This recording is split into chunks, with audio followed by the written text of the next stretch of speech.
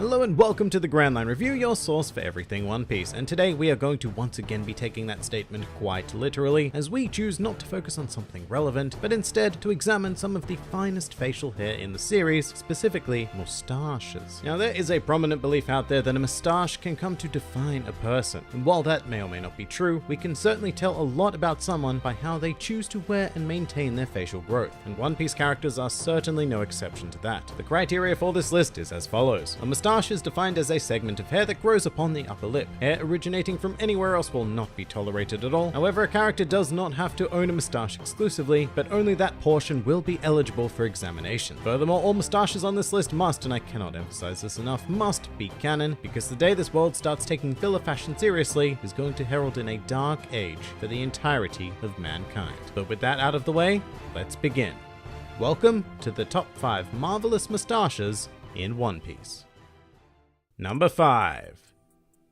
Dracule Mihawk. Not only is he the world's greatest swordsman, but Mihawk reigns supreme as a champion of style, and his moustache choice hammers this point home. These two boomerang-like structures are a simple and effective crowning feature upon his face that even evoke the fact that he is a swordsman through their perceived sharpness. Actually, you know what? I bet if Mihawk really wanted to, he could easily cut steel with this supreme lip foliage. And yes, I know I said that we'd be ignoring hair generated from elsewhere, but I do have to point out how effectively Mihawk's mo blends in with the rest of his face, crafting a balanced and intimidating look. And if you don't believe that it's the moustache that makes Mihawk intimidating, then well, just take a look at this. Good God.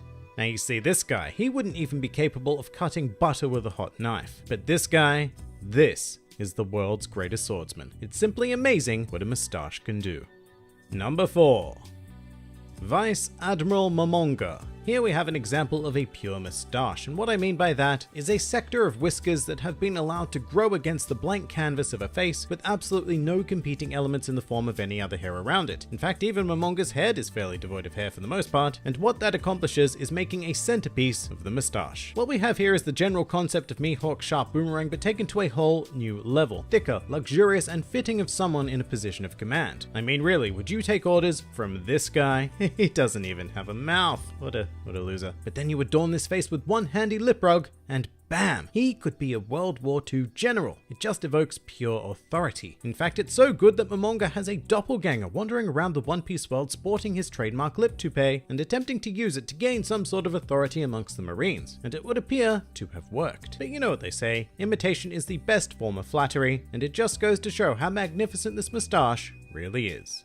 Number 3.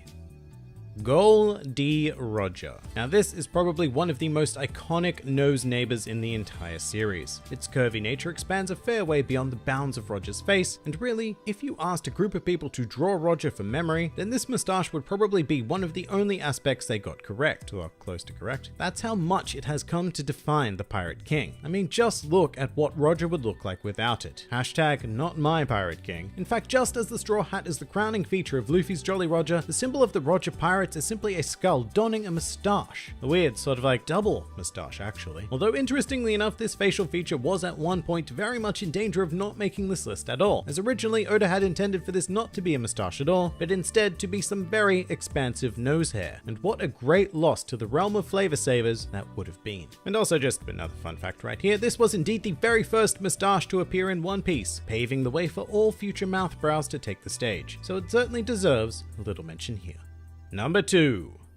Kaido. Now this moustache is legitimately crazy. It's like what Roger's would have become had it been given some form of growth hormone and allowed to expand far beyond the realms of a simple mo. Kaido's moustache is actually so long that it is very difficult to find a picture showcasing the whole thing, and it becomes even more difficult once a certain spoiler from the Wano arc comes into consideration. Although there is one key technical difference between this and Roger's moustache, being that Kaido's moustache is a Fu Manchu, which is categorized by it spawning from the sides of the mouth rather than the center above the lip, stereotypically used to designate an Asian or more specifically Chinese style. In fact, they are even worn by mythical Chinese dragons. However, unlike the other candidates on this list, I cannot say that this moustache makes Kaido. Without it, he would be every bit as intimidating, with the moustache acting as more of an ornamental feature. But it really does not get the credit it deserves. It's like having a solid gold toilet in a mansion. I mean, if you removed it, then the mansion itself wouldn't suffer, but if you put that gold toilet in a regular old apartment, then it would become the crowning feature. It's a damn fine mo, and well worthy of recognition. However, there is still one moustache that stands atop all. Number 1.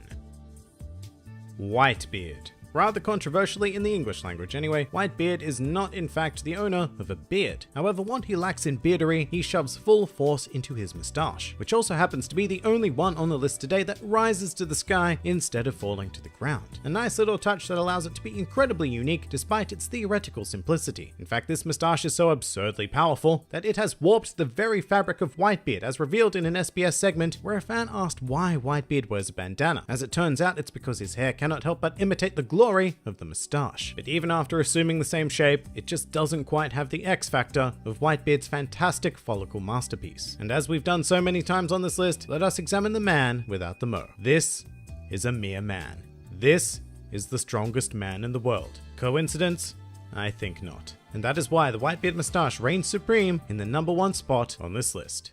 And that pretty much does it for the top 5 marvelous moustaches in One Piece. If you enjoyed this video and the content this channel produces in general, then please do consider donating to the Grand Line Review Patreon, because the support of all of you amazing people is what continues to make this channel possible. Also do check out my Teespring store if you're interested in shirts, hoodies, or other miscellaneous items, with proceeds going directly to support the channel as well. And if you'd like to join the fun, then please do head over to my Discord server, where a wide array of shenaniganry takes place on a daily basis. And finally, please do comment with your own favorite moustaches in the series.